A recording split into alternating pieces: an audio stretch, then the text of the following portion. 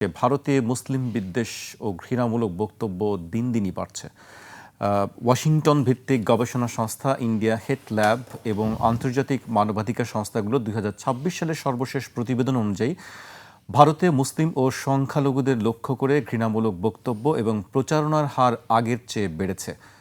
সবশেষ বার্ষিক তথ্য অনুযায়ী ভারতে ধর্মীয় সংখ্যালঘুদের বিশেষ করে 98% ক্ষেত্রে মুসলিমদের লক্ষ্য করে 1318টিরও বেশি প্রকাশ্য হেট স্পিচ বা উস্কানিমূলক সমাবেশের ঘটনা রেকর্ড করা হয়েছে, যা পূর্ববর্তী বছরগুলোর তুলনায় উল্লেখযোগ্যভাবে অনেক বেশি। উত্তরপ্রদেশ, মহারাষ্ট্র ও মধ্যপ্রদেশের মতো রাজ্যগুলোতে এর প্রকোপ সবচেয়ে বেশি।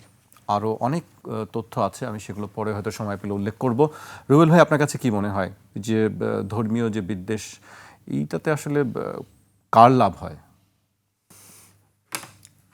মানুষের তো লাভ হয় না, জনগণের তো লাভ হয় না। ধন্যবাদ। লাভ হয় কায়েমি গোষ্ঠীর। যে দেশে যে গোষ্ঠী ক্ষমতায় থাকে, মসনদে থাকে, এটা নির্দিষ্ট তাদের তো খুবই লাভ হয়। এবং বিশেষ করে যারা ক্ষমতায় থাকেন তারা যদি হিন্দুত্ববাদী রাজনীতিকে ধারণ করেন, অর্থাৎ একটা ধর্মভিত্তিক রাজনীতিকে ধারণ করে, ধর্মীয় রাজনীতিকে ধারণ করে, সাম্প্রদায়িক রাজনীতিকে ধারণ করে, তাহলে এই সাম্প্রদায়িক উস্কানিগুলো তাদের রাজনীতির খোরাক হিসাবে, তাদের রাজনীতির জ্বালানি হিসাবে কাজ করে আর কি। এবং আপনি দেখবেন যে আপনি যদিও আপনি আলোচনায় বললেন, আপনি যে স্ট্যাটিস্টিক্স দেখাইলেন বা আমেরিকান সেই সংস্থা দেখালেন, তারা উত্তরপ্রদেশ, মহারাষ্ট্র বা মধ্যপ্রদেশের কথা বলেছে। আমি তো এটা এখন দেখছি আমার সীমানার কাছাকাছি এসে গেছে।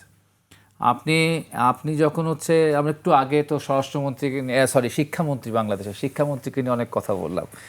তো আমাদের যে শুভেন্দু, উনি তো মুখ্যমন্ত্রী হতে যাচ্ছিলেন, হয়েছেন মুখ্যমন্ত্রী। তিনি যেভাবে করে, তাকে কারা ভোট দিয়েছে, কারা ভোট দেয় না, এই ব্যাপারে সে যেভাবে করে ধর্ম টেনে কথা বলেছেন, এটা পৃথিবীর কোনো সভ্য দেশের কোনো রাজনীতিবিদ বলতে পারেন না যে আমাকে শুধুমাত্র হিন্দুরা ভোট দিয়েছে।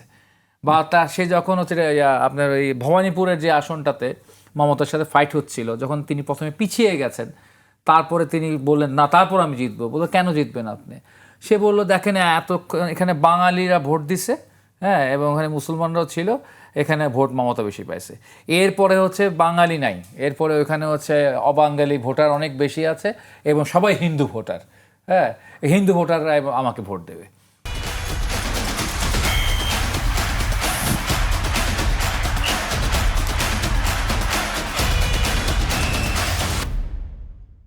অর্থাৎ তিনি একদম নোংরাভাবে যে আমি হিন্দুর ভোটে জিতেছি, এই কথা তিনি বলেছেন আর কি। এবং একই সাথে মুসলমান আমাকে ভোট দেয় নাই, মানে ব্যাপারটা এরকম যে আমি মুসলমানের নেতা না, আমি দায়িত্ব নিচ্ছি শুধু হিন্দুদের আর কি। এইটা একেবারে তাদের কাছে এমনভাবে তিনি বলতেছেন যে এটা কেউ সমালোচনাও করবার আমি দেখি নাই, যে এটা নিয়ে খুব একটা সমালোচনা আর করার কারো মানে ধৈর্যই নেই। ভারতের যারা বিরোধী দলের রয়েছেন বা যারা ধর্মনিরপেক্ষ রাজনীতি করেন, সেকুলার রাজনীতি করেন, তারা একেবারে হাত পা ছেড়ে বসে আছে আর কি। তো এরকম এক পরিস্থিতির মধ্য দিয়ে আপনার ভারতের আপনি বিশেষ করে মুসলিম বলেন এবং খ্রিস্টান, দক্ষিণ ভারতে খ্রিস্টানরা আক্রান্ত হয় বেশি আর কি, উত্তর ভারতে মুসলিমরা আক্রান্ত হয় বেশি।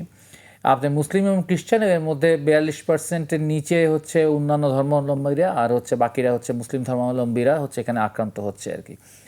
এই আক্রান্তের হার বা এই মুসলিম বিদ্বেষতা আপনার যত সময় যাবে, 29 সালে তাদের লোকসভা নির্বাচনের আগ পর্যন্ত বাড়তেই থাকবে, ঠিক আছে। এবং এই বাড়ার মধ্য দিয়ে তারা তাদের করবে। আমার দেশে যেমন আমরা বাংলাদেশে মবের ব্যাপারটা খুব বেশি লেখালেখি হয়েছে বা সোশ্যাল মিডিয়ায় এসছে। মব ভায়োলেন্স শব্দ, প্রথম মব জাস্টিস শব্দ, তারপরে এসছে মব ভায়োলেন্স। কিন্তু আমরা তার আরও আগে, 24-এরও বহু আগে থেকে ফেসবুকে বা সোশ্যাল মিডিয়াতে মব শব্দটা বেশি আমরা পেতাম ভারতের প্রসঙ্গে, এবং সেখানে শব্দটা আসতো মব লিঞ্চিং, ঠিক আছে। মব লিঞ্চিং শব্দটা আসতো যে খালি একটা গুজব ছড়াই দিলেই যথেষ্ট হতো, যে ওর যে খাবারের বাক্সে গরুর গোস্ত আছে বা ও একটা গরু জবাই করছে, ব্যাস দেখা গেল যে তাকে মেরে টেরে একেবারে সর্বনাশ করে দিল, তার বাড়িঘরে আগুন টাগুন লাগাই দিচ্ছে আর কি। এরকম মব লিঞ্চিংয়ের ব্যাপারগুলো সেখানে ঘটতো আর কি। পাকিস্তানেও ঘটেছে।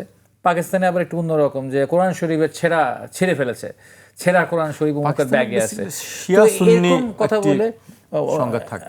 ওটা পাকিস্তানের প্রেক্ষাপটে, বা পাকিস্তান খ্রিস্টানদের অনেক সময় ওখানে বা শিখদের, পাকিস্তানি শিখদের অনেককে হত্যা করা হয়েছে সেফ কোরআন শরীফ ছেঁড়া হয়েছে এই অভিযোগটা নিয়ে। আর ভারতে বিশেষ করে গত 10-11 বছরে প্রচুর মুসলমানকে হত্যা করা হয়েছে, সেফ হচ্ছে গরুর গোশত খেয়েছে, গরু জবাই করেছে, এই অভিযোগে তারা হচ্ছে গিয়ে মানুষ মেরে ফেলছে আর কি, মব লিঞ্চিং করে ফেলছে। তো এটা তো হচ্ছে খুব বাস্তব। ইভেন কি তাদের ওখানে যারা হচ্ছে সাংবাদিক, যে সাংবাদিকরা মোদিকে প্রশ্নবিদ্ধ করেছে নানান সময়, সাংবাদিকদের শুধু জেল জুলুম হয়েছে তা না, মামলা হয়েছে তা না, অনেকেই আপনার দেখবেন হচ্ছে ফেসবুকে বিশাল মব ট্রায়ালের মধ্যে পড়ে গেছে। আপনার রাবিশ কুমারের নাম আমরা সবাই জানি, ভারতের অত্যন্ত একজন সেকুলার ভালো একজন প্রগতিশীল সাংবাদিক, তার অবস্থা কি। তো এখন আসলে রাবিশ কুমারদের যুগ না, এখন যুগ হচ্ছে ইয়াদের মায়ক নামে বাঙালি একজন আছেন, আবার হচ্ছে মুম্বাইতে আরেকজন আছে, এদের যুগ আর কি। হ্যাঁ, এখন হচ্ছে বস্তুনিষ্ঠ সাংবাদিকতার বিষয়টাই ভারত থেকে মনে হয় বিদায় নিয়েছে আর কি। তো এরকম এক পরিস্থিতির মধ্যে এই মুসলিম বিদ্বেষতা তো হচ্ছে ভারতের বর্তমান যে সরকারি দল এবং তাদের যে এস্টাবলিশমেন্ট, এটাকে নার্সিং করবে, এটাকে চাষ করবে।